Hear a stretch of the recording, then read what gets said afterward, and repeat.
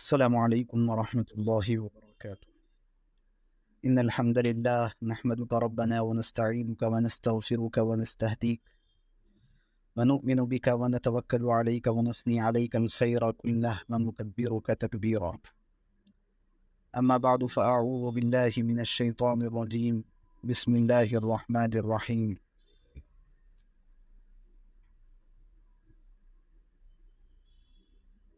الحج أشهر معلومات فمن فرض فيهن الحج فلا رفث ولا فسوق ولا جدال في الحج.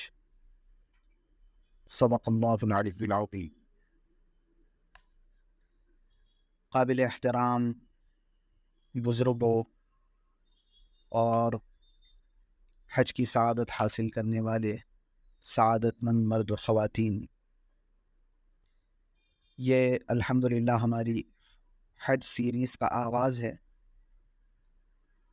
اور کوشش یہ ہے کہ حج کو جانے والے سعادت مند احباب کی کسی نہ کسی درجے میں کچھ خدمت اور مدد ہو جائے. ظاہر بات ہے کہ ہر آدمی جو اس کی فیلڈ ہے اس فیلڈ کے ذریعے سے وہ مدد کر سکتا ہے. اللہ کے فضل و کرم سے اللہ نے مسائل کے سلسلے میں کچھ جانکاری کا موقع دیا ہے، اور اس معاملے میں کچھ پڑھنے پڑھانے کا موقع اللہ نے عنایت کیا. خیال یہ ہوا کہ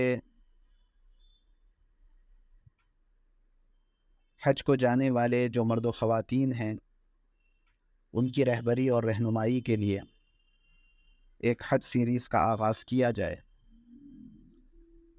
تاکہ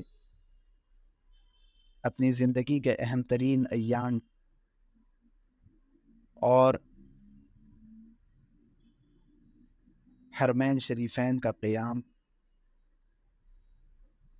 اور خون پسینے سے کمائی گئی رقم جو ایک خطیر مقدار میں ہے، اس رقم کے استعمال کے بعد کہیں ایسا نہ ہو کہ ہماری یہ ساری عبادات محض کچھ مسائل کے معلوم نہ ہونے کی وجہ سے رائگاں ہو جائے. تو خیال یہ ہوا کہ حجاج کی خدمت کا ایک موقع اور ایک طریقہ یہ بھی ہے، لہٰذا یہ حج سیریز آپ کے سامنے انشاءاللہ روزانہ کی بنیاد پر پیش کی جائے گی، اور اس کی ترتیب یہ ہوگی کہ شروع میں چند دن حج کے فضائل اور مکہ مکرمہ اور مدینہ منورہ کی زیارات اور اس کی تاریخی حیثیتیں، اس پر گفتگو ہوگی. اور اس کے بعد چونکہ انڈیا سے جانے والے قافلے پہلے مدینہ منورہ پہنچ رہے ہیں اکثر و بیشتر، تو اس لیے مدینہ منورہ کے فضائل، وہاں قیام کے آداب، اور پھر وہاں سے چونکہ حج سے پہلے مکہ مکرمہ روانگی ہو جائے گی، تو پھر مسائل حج انشاءاللہ اس ترتیب کے ساتھ پیش کیے جائیں گے. اتنا تو ہم سب کو پتہ ہے کہ حج اسلام کا اہم ترین فریضہ ہے، اور یہ ایک عشقیہ عبادت ہے، اور یہ ایسی عبادت ہے کہ اس میں لاپرواہی کرنے والوں پر بے شمار وعیدیں رسول اللہ صلی اللہ علیہ وسلم کی جانب سے بیان کی گئی ہے. اور صرف یہی نہیں بلکہ اس کا اہتمام کرنے والوں کے لیے بے شمار اجر و ثواب کا وعدہ بھی کیا گیا ہے. امام طبرانی نے المعجم الکبیر میں حضرت عبداللہ ابن عباس رضی اللہ عنہما سے ایک حدیث شریف نقل فرمائی ہے کہ جو شخص مکۃ المکرمہ سے عرفات تک سواری پر چل کر حج کرے گا، مکۃ المکرمہ سے عرفات تک سواری پر چل کر حج کرے گا، اس کو سواری کے ہر قدم پر 70 نیکیاں ملتی ہیں، اور جو شخص مکۃ المکرمہ سے عرفات تک پیدل چل کر حج کرے گا، اس کو ہر قدم پر 700 نیکیاں ملتی ہیں۔ امام حاکم شہید رحمہ اللہ نے مستدرک حاکم میں، اور ایسے ہی امام ابو بکر بیہقی رحمہ اللہ نے شعب الایمان میں صحیح سندوں کے ساتھ ایک حدیث نقل فرمائی ہے کہ جو شخص مکۃ المکرمہ سے عرفات تک پیدل چل کر حج کرے گا، اس کو ہر قدم پر 700 نیکیاں ملتی ہیں، اور حرم مقدس کی ہر نیکی کے بدلے میں 1,00,000 نیکیاں ملتی ہیں۔ ہر قدم پر 700 نیکیاں ملیں گی، اور حرم مقدس کی ہر نیکی کے بدلے میں 1,00,000 نیکیاں ملتی ہیں۔ یہ بات ذہن میں رہنا چاہیے۔ وہاں پر ایک مرتبہ سورہ یاسین کی تلاوت، وہاں پر 1 ریال کا صدقہ، وہاں پر کسی سے میٹھے انداز میں بات کر لینے کا صدقہ، وہاں پر 1 مرتبہ سبحان اللہ کہنے کا اجر و ثواب، وہاں پر کسی کے ساتھ بھلائی کرنے اور کسی پریشان حال کی مدد کر دینے کا ثواب۔ یہ سب معاملات کے اندر ہمیں ذہن میں رہنا چاہیے کہ وہاں کی ہر نیکی 1,00,000 نیکیوں کے برابر درجہ رکھتی ہے۔ اور جب ہم 1,00,000 کو 700 میں ضرب دیں گے، ملٹیپلائی کریں گے، کیونکہ اوپر بات آئی ہے کہ جو شخص مکۃ المکرمہ سے عرفات تک پیدل چل کر حج کرے گا، اس کو ہر قدم پر 700 نیکیاں، اور وہاں کی ہر نیکی 1,00,000 کے برابر۔ تو جب 700 کو 1,00,000 سے ضرب دیا جائے گا تو سیدھے سیدھے کتنے ہو گئے؟ 7 کروڑ نیکیاں ہر قدم پر۔ لہٰذا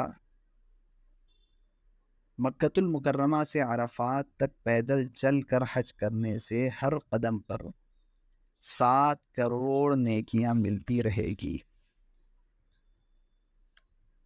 اللہ تبارک و تعالیٰ کے بے شمار انعامات و احسانات ہیں کہ ایک عبادت کے عوض میں ہزاروں، لاکھوں، کروڑوں عبادتوں کی نیکیاں عطا فرما دیتے ہیں۔ ایک حدیث میں آیا ہے کہ اگر میت کی طرف سے حج بدل کیا جائے تو ایک حج کی وجہ سے 3 آدمی جنتی بن جاتے ہیں۔ کون کون؟ نمبر 1، وہ میت جس کی طرف سے حج بدل کیا جائے۔ نمبر 2، حج بدل کرنے والا شخص۔ نمبر 3، وہ وارث وغیرہ جو حج بدل کا پیسہ خرچ کرتا ہے۔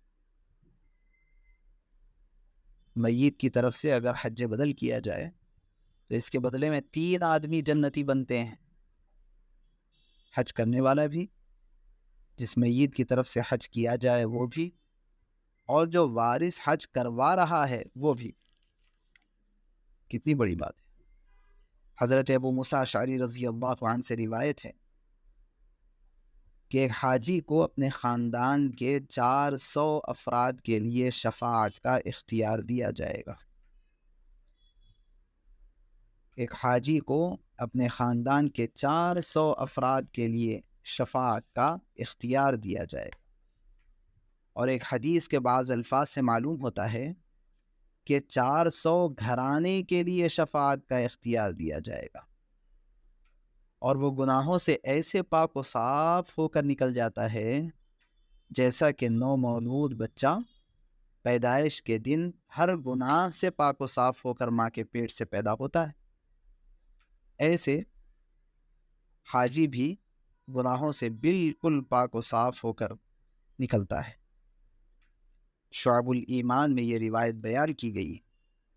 حضرت ابو ذر غفاری رضی اللہ عنہ کی حدیث میں ہے کہ جب حاجی اپنے گھر سے نکلے اور اس پر 3 دن گزر جائیں تو وہ نو مولود بچے کی طرح گناہوں سے پاک ہو جاتا ہے۔ یعنی گھر سے نکلنے کے بعد ہی 3 دن کے اندر اندر پاک ہو جاتا ہے۔ اس کے بعد سفر حج میں بقیہ جو ایام گزریں گے ان میں تو بس درجات بلند ہوتے رہتے ہیں۔ گناہ تو کبھی کے مٹ گئے، اب بس ڈیولپمنٹ کا کام باقی رہتا ہے، ترقی کا کام باقی رہتا ہے، اور یہ ترقی ہوتی چلی جاتی ہے۔ اب جتنے وہاں پر ارکان انجام دے رہے ہیں، جتنی نوافل پڑھ رہے ہیں، جتنے فرائض کا اہتمام کیا جا رہا ہے، جتنی تلاوت اور جتنے ذکر کا اہتمام کیا جا رہا ہے، اور خاص طور سے مسجد نبوی کا قیام ہو، مدینہ منورہ کا قیام ہو یا مکہ مکرمہ کا قیام ہو، تو اس قیام کے دوران ہونے والی تھکن اور اس قیام کے دوران آمد و رفت میں آنے جانے میں درد ہونے والے پیر، درد ہونے والا جسم، یہ سب کے سب اللہ کے پاس نعمتوں میں، اللہ کے پاس درجات میں بلندی کا سبب بنتے ہیں۔ بخاری شریف میں ایک روایت مروی ہے کہ جو شخص اس طرح حج کرتا ہے کہ حج کے دوران اس نے اپنے آپ کو لڑائی جھگڑے اور فسق و فجور اور بد کلامی اور بد مزاجی اور بری عادتوں سے دور رکھا ہو، تو حج کر کے گناہوں سے وہ ایسے پاک و صاف ہو کر لوٹے گا جیسا کہ نومولود بچہ ماں کے پیٹ سے پیدائش کے وقت ہر گناہ سے پاک ہو کر کے لوٹتا ہے۔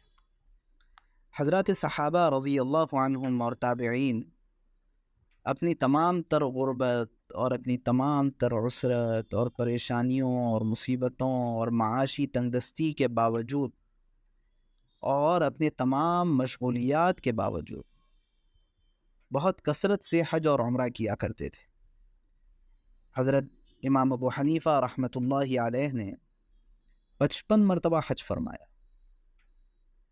لہٰذا جن بھائیوں کو اللہ پاک نے صحت بھی عطا کی، فراخی بھی عطا کی، وہ حج فرض پر اکتفا نہ کریں بلکہ موقع بموقع حج کرنے کی کوشش کرتے رہیں، اور کم از کم ہر 4-5 سال میں ایک دفعہ تو حج کر ہی لینا چاہیے۔ بار بار حج کرنا اگرچہ فرض یا واجب نہیں، لیکن بہت زیادہ اجر و ثواب کا باعث ہے۔ ایسے ہی بار بار حج کرنے سے تنگدستی اور فقر و محتاجی سے بھی حفاظت ہوتی رہتی ہے۔ البتہ اس بات کا خیال رکھیں کہ جب حالات خراب ہوں اور ضرورت اس بات کی ہو کہ دوسرے اہم مقامات ایسے ہیں جہاں پیسہ خرچ کرنے کی زیادہ ضرورت ہو، اس وقت اپنے علاقے کے علماء سے مشورہ کریں، اور اگر ان کا مشورہ یہ ہے کہ اس وقت کے حالات کے لحاظ سے بجائے نفلی حج یا نفلی عمرہ کرنے کے فلاں جگہ پیسوں کا خرچ کرنا زیادہ ضروری ہے، تو ان کے مشورے پر عمل کرنا چاہیے۔ ایک حدیث قدسی میں ارشاد فرمایا رسول اللہ صلی اللہ علیہ وسلم نے کہ اللہ تعالیٰ فرماتے ہیں کہ جس شخص کو میں نے صحت اور فراخی عطا کی، پھر اس نے ہر 5 سال میں میرے پاس حاضری نہیں دی، تو وہ رحمت سے محروم ہے۔ لوگ کہتے ہیں کہ فلاں صاحب عمرے پر عمرہ کیے جاتے ہیں، حج پر حج کیے جاتے ہیں، اور اس کو طعنے کے طور پر بیان کرتے ہیں۔ ان کے پاس اس حدیث قدسی کا کیا جواب ہے کہ بھئی جب رسول اللہ صلی اللہ علیہ وسلم خود فرما رہے ہیں اور اللہ تبارک و تعالیٰ کا ارشاد نقل فرما رہے ہیں کہ جس کے پاس صحت بھی ہو، فراخی بھی ہو، اور ہر 5 سال میں وہ میرے پاس حاضر نہیں ہوئے، تو وہ رحمت سے محروم ہے۔ اس لیے بولنے والوں کو ذرا سوچ سمجھ کر کے بولنا چاہیے۔ اپنے حدود میں رہ کر کے بولنا چاہیے. خاص طور سے جو لوگ یہ کہتے ہیں کہ بقرہ عید میں اتنے مہنگے جانور ذبح کر کے کیا فائدہ، اس کے بجائے کسی غریب کی مدد کر دو. اس نے حج و عمرے کر کے کیا فائدہ، اس کے بجائے کسی غریب کی مدد کر دو. ان لوگوں سے میں یہ کہنا چاہتا ہوں کہ یہ دین کے نام پر جو پیسہ خرچ کیا جا رہا ہے، اس پیسے کو یہاں سے رکوا کر کے غریب کی مدد کروانے کے بجائے اللہ کے واسطے شادیوں میں اسراف کو رکوا کر کے غریب کی مدد کروائیے. برتھ ڈے میں لاکھوں روپیہ اڑانے والوں کے اسراف کو رکوا کر کے غریب کی مدد کروائیے. غیر مسلموں کے تہواروں میں مسلمان جو لاکھوں روپیہ اڑا رہے ہیں وہ رکوا کر کے غریب کی مدد کروائیے. بلا ضرورت کے کئی گاڑیاں رکھنے کا شوق رکھنے والے اور بلا ضرورت کے ہر نیا فون خریدنے کا شوق رکھنے والے، ان کو اویئر کیجئے اور ان کو سمجھائیے اور ان کے یہ بے جا اخراجات کو رکوا کر کے غریب کی مدد کروائیے. یہ صحیح طریقہ ہے. ایسا نہیں کہ جو پیسہ کہیں صحیح جگہ پر خرچ کیا جا رہا ہے آپ اس کو رکوا کر کے غریب کی مدد کروائیں. یہ تو ایک بہت بڑی حماقت اور بیوقوفی. جیسے غریب کی مدد کرنا ایک ثواب کا کام ہے، ایسے ہی حج و عمرہ کرنا یہ بھی ثواب کا کام. ہاں، جیسے میں نے ابھی تھوڑی دیر پہلے بتایا کہ اگر حالات خراب ہوں، اور علماء کا مشورہ یہ ہے کہ اس وقت کے حالات کے اعتبار سے بجائے نفلی حج و عمرے کے فلاں جگہ پیسے خرچ کرنا زیادہ مناسب ہے، تو اس مشورے پر عمل کیا جانا چاہیے. ایک اور حدیث میں ہر 4 سال کا بھی ذکر آیا ہے. بہرحال یہ چند فضائل حجاج اکرام کے سامنے پیش خدمت ہے، تاکہ یہ فضائل کا استحضار رکھ کر کے اگر وہ حج کریں گے تو حج میں مزہ بھی آئے گا اور اپنی محنت وصول بھی ہو جائے گی. اور اگر فضائل پر نظر نہیں ہوگی تو بس یہ وہ فارمیلٹی کی تکمیل ہوگی، اور بس یہ ایک گھومنے پھرنے کا ایک بس سفر ہو جائے گا، ایک جرنی ہو جائے گی، ایک ٹریول ہو جائے گا. اس سے زیادہ اس کا کوئی اور فائدہ نہیں ہوگا.